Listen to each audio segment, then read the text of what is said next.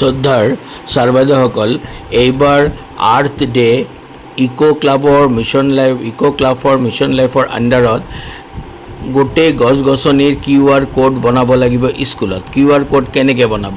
প্ৰথমতে গুগলত ক্লিক কৰিব, তাৰপিছত আপোনালোকে তাতে টাইপ কৰিব QR code monkey. QR code monkey type কৰাৰ পিছত এইটো আহিব, ইয়াতে ক্লিক কৰিব QR কোড মাংকিত। ক্লিক কৰাৰ পিছত চাওক এইটো ইণ্টাৰফেচ খোল খাব।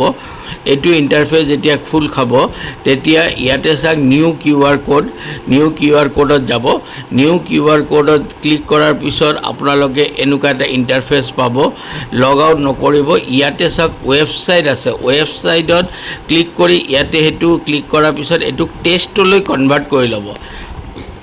টেক্সটলৈ কনভাৰ্ট কৰাৰ পিছত ইয়াতে আপোনালোকে টেক্সটটো টাইপ কৰিব লাগিব। এতিয়া টেক্সটটো টাইপ কৰাৰ কাৰণে আপোনালোকে ChatGPT হেল্প ল'ব পাৰে, নহ'লে উইকিপিডিয়াৰ পৰা হেল্প লৈ পেলাই ইয়াতে কপি পেষ্ট কৰিব পাৰে। মই জাষ্ট এটা আপোনালোকক দেখুৱাৰ কাৰণে এটা কিবা টাইপ কৰি দি আছোঁ, তাৰ QR কোড যেনেকৈ mango tree is very beautiful.